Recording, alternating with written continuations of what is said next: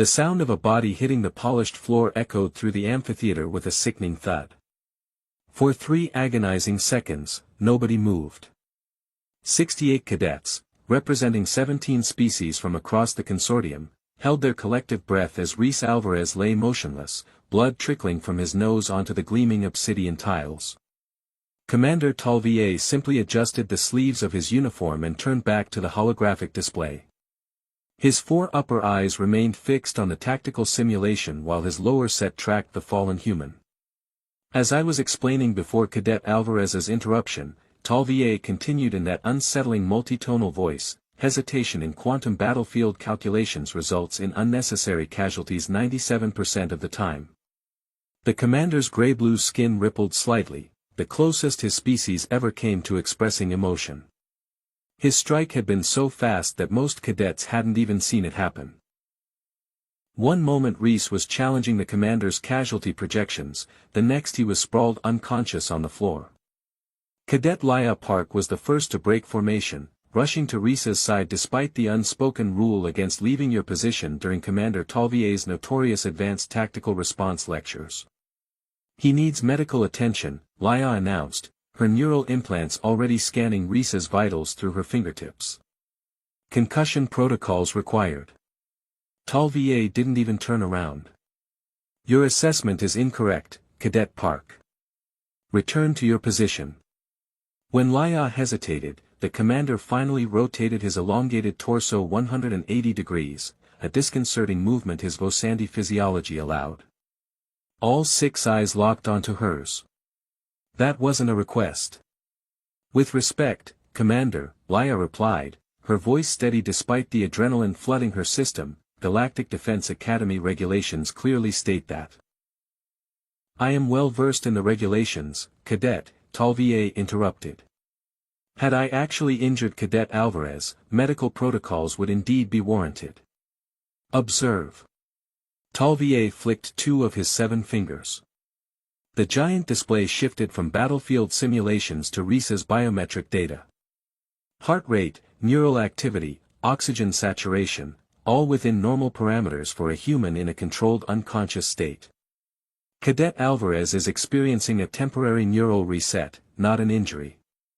It will wear off in approximately 43 seconds.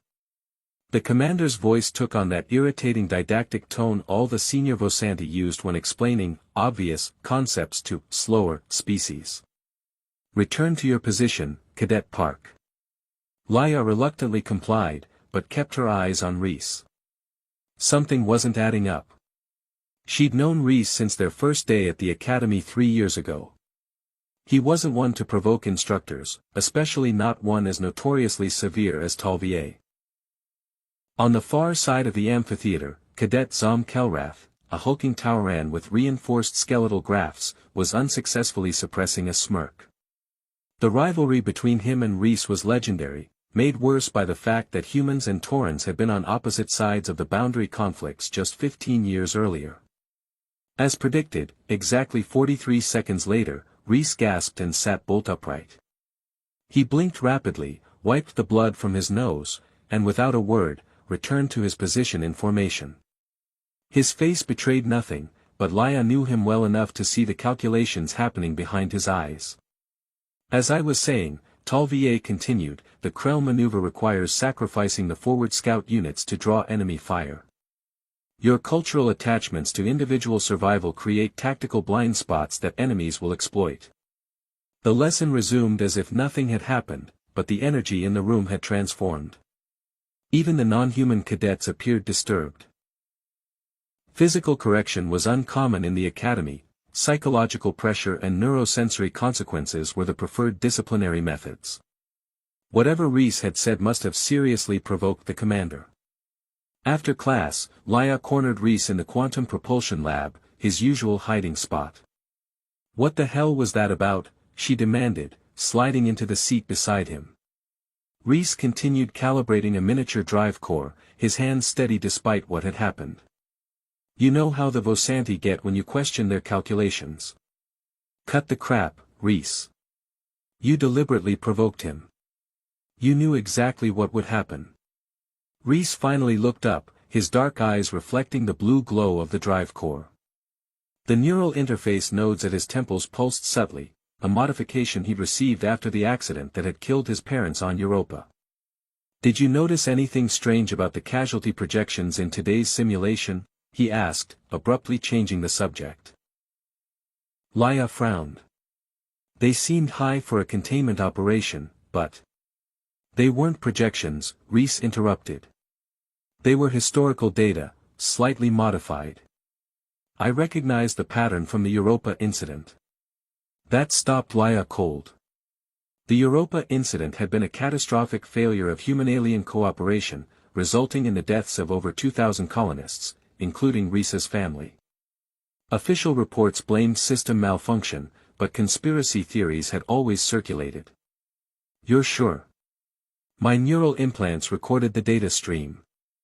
The commander knows I recognized it. That's why he did what he did. He assaulted you to keep you quiet." "That's insane, Reis. The Academy would never." "It wasn't assault," Reis said, suddenly smiling. "It was a test. And a message." Laia stared at her friend. "You've got neural damage if you think getting knocked unconscious was a positive interaction. The Vosanti don't communicate like we do. Physical interaction for them is different." Reis tapped his neural nodes. "When his hand made contact with me, there was a data transfer. Incredibly compressed information, my implants are still decoding it." "That's not possible," Laia whispered. "Vosanti neural architecture isn't compatible with human systems." "Apparently Commander Tahl'Va found a workaround," Reis said, his expression darkening. "And if what I'm seeing in this data is correct, we've all been lied to about a lot more than the Europa Incident." The lab door hissed open, and both cadets snapped to attention as Commander Tahl'Va's distinctive silhouette appeared in the doorway. "Cadet Alvarez," the commander said, all 6 eyes focusing intensely. "A word in private." Laia shot Reis a warning look, but he gave her a subtle nod. "It's fine," he mouthed as he followed the Vosanti into the corridor. The door sealed behind them with an ominous hiss. Laia immediately accessed her neural link to send an alert to their squadron leader, but found her connection blocked by an unfamiliar encryption signature. Something was very wrong at the Galactic Defense Academy, and somehow Reis had just placed himself at the center of it all. Tahl'Va led Reis through a series of corridors that grew increasingly unfamiliar. They passed beyond the standard Academy zones into areas Reis had never accessed despite his tendency to explore restricted sections. His neural implants struggled to map their route as strange interference patterns disrupted his usually reliable positioning system. "Your implants won't function correctly here," Tahl'Va said without turning around. "This section is shielded against all standard recording technologies." "Nothing about this is standard protocol," Reis observed, keeping pace with the Vosanti's long strides. "Nothing about you is standard either, Cadet Alvarez," Tahl'Va replied. "Your neural architecture is unique." They arrived at what appeared to be a dead end. Tahl'Va placed all 7 fingers of his right hand against the wall, which shimmered and dissolved, revealing a chamber unlike anything Reis had seen in the Academy. The room was a perfect sphere, with no visible support structures. The walls displayed what seemed to be raw data flows, cascading symbols and equations moving too fast for even Reis's enhanced perception to track. "The vortex chamber," Tahl'Va announced. "One of 17 throughout consortium space. This will be our only opportunity to speak freely." Reis stepped inside, feeling a strange sensation as if his thoughts were simultaneously expanding and sharpening. "Is this why you knocked me unconscious in front of everyone? To bring me here?" "I needed to transfer the access codes without detection," Tahl'Va explained. "The physical contact was necessary for the data transfer. The dramatic nature of our interaction ensured that observers would focus on the apparent conflict rather than the true purpose." "You could have just asked me to stay after class," Reis said dryly. For the first time, Tahl'Va's facial features arranged themselves into something approximating amusement, a disturbing sight given Vosanti physiognomy. Your humor defense mechanism is noted, Cadet. But this matter has progressed beyond conventional approaches. Tahl'Va gestured to the center of the chamber where a holographic display materialized. You correctly identified the modified Europa Incident data in today's simulation. What you don't know is why I included it. The display showed the familiar ice-covered moon of Jupiter, then zoomed to the research outpost where Reis had spent his childhood, before the catastrophic explosion that had claimed his parents and most of the other colonists. The official report blamed system malfunction, Reis said, his voice carefully controlled. Engineering failure in the geothermal taps. Lies, Tahl'Va stated flatly. A fabrication agreed upon by both human and consortium leadership. The hologram shifted to show deep scan imagery of Europa's subsurface ocean. Something moved beneath the ice, something massive and distinctly non-terrestrial in design. What am I looking at? Reis asked, though the sinking feeling in his stomach suggested he already knew. The real Europa Incident wasn't a malfunction, Tahl'Va said. It was first contact with a non-consortium intelligence. One that had been hibernating beneath Europa's ice for approximately 30,000 years. Reis felt the floor shift beneath him, not physically, but as if his entire understanding of reality had just been realigned. My parents died in a cover-up. The rage in his voice surprised even him. Your parents recognized the entity for what it was, Tahl'Va corrected. They attempted to establish communication protocols against direct orders. They died trying to prevent its destruction. The hologram showed a massive energy discharge from orbital platforms, technology that looked neither human nor consortium in design. I don't understand, Reis said. If this was first contact with a new species, why destroy it? The consortium's founding principle is interspecies cooperation. What you call the consortium is merely the public-facing entity, Tahl'Va explained. There exists a deeper organization, the Chimera Directive, comprising elements from all member species who believe some discoveries are too dangerous to be shared. The commander's 6 eyes blinked in sequence, a sign of extreme stress in Bosanti. The entity beneath Europa's ice was not unknown to the directive. It represented the return of something ancient, something that predates all current civilizations. Something some of us have been waiting for. Reis struggled to process what he was hearing. And you're telling me this because you, Cadet Alvarez, are unique in ways even you don't comprehend. Tahl'Va approached him, upper eyes focused on Reis's neural implants. The modifications you received after the Europa Incident weren't standard medical procedure. Your parents ensured you would carry something essential, an encoding method compatible with both human and non-human neural systems. That's impossible, Reis protested.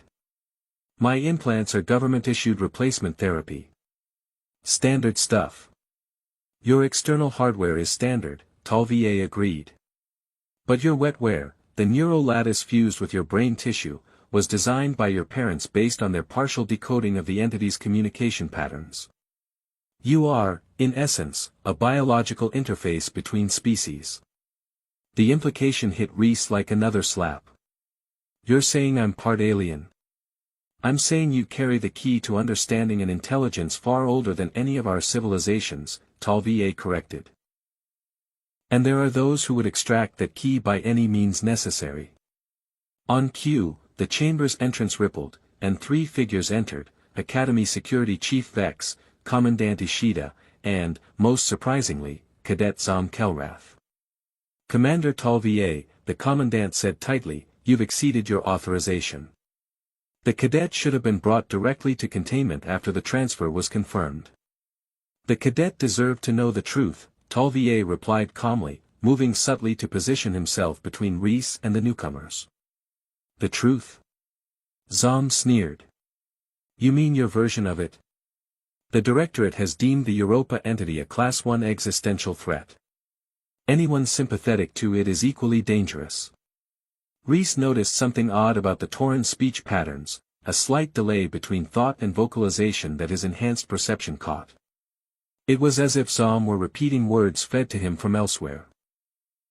The directive split on this issue 13 years ago, Tahl'Va said, confirming Reis's suspicion that something larger was playing out.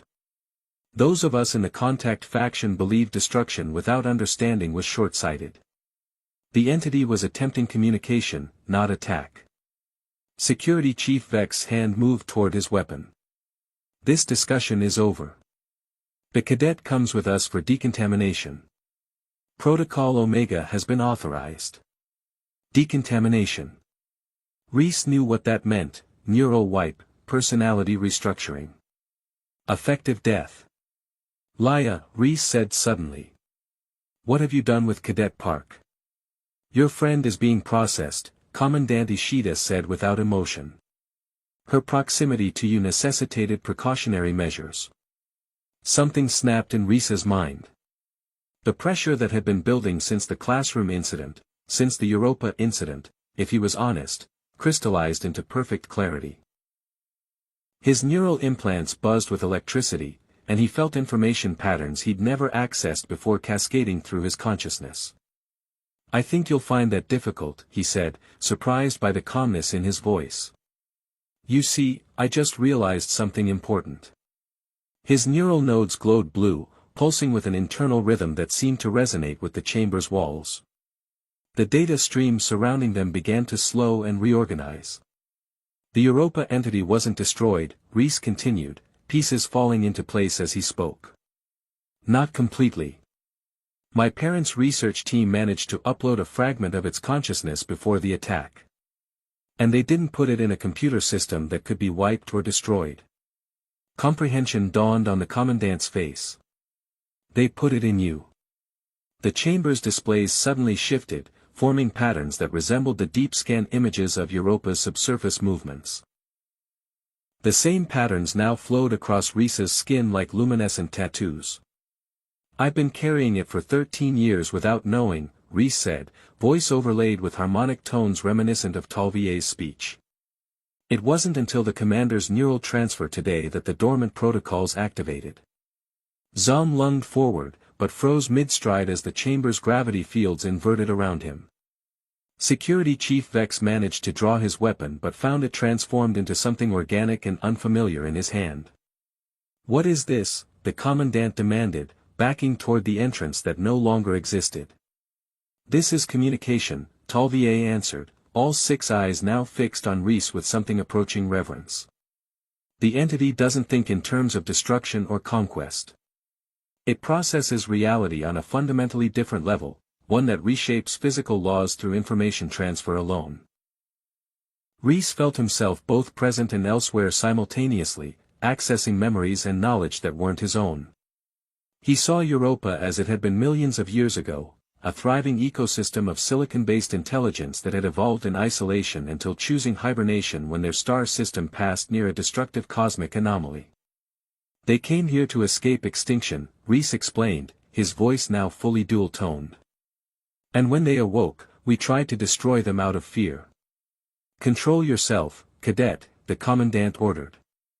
You're experiencing psychosis from neural corruption. Reis smiled.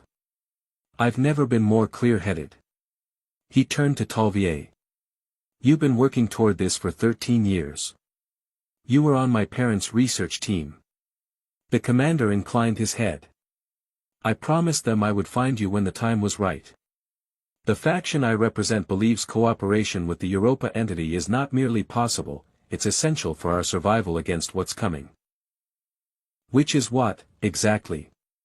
Zom demanded, still struggling against invisible restraints. Tahl'Va's expression grew grave. The anomaly the Europa intelligence fled from hasn't disappeared. It's been traveling through space for millions of years, and our long-range sensors detect its approach. We have perhaps a decade before it reaches this solar system. The chamber's displays shifted again, showing something vast and dark moving between stars, consuming light and matter alike. This is why we need alliances with intelligences different from our own, Tahl'Va continued. The Europa entity understands this threat in ways we cannot. Reis felt the alien consciousness within him responding to the images, not with fear, but with recognition and determination. They had faced this before and chosen retreat. This time, they sought partnership instead. I understand now why you hit me, Reis said to Tahl'Va. It wasn't just the data transfer. You needed to trigger a stress response to activate the dormant protocols. A calculated risk, the commander acknowledged. One I would take again. Reis turned to face the commandant and her security detail. You have a choice to make. Continue with Protocol Omega and face what's coming alone, or accept that the universe is stranger than your protocols allow and work with us. For a long moment, nobody spoke. The chamber pulsed with potential futures, paths branching and recombining in the data stream surrounding them. Finally, the commandant sighed. Stand down, Chief Vex. She fixed her gaze on Reis. Against my better judgment, I want to hear what the entity has to say. But know this, at the first sign that you pose a threat to this academy or Earth, I will not hesitate to terminate you myself. Fair enough, Reis replied, the alien harmonics in his voice subsiding slightly.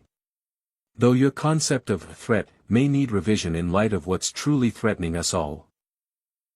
As if on cue, the chamber's entrance reappeared, and Laya stumbled in, supported by two more cadets, representatives of species Reis recognized as traditionally hostile to humans. Your friend proved surprisingly resourceful, Tahl'Va explained.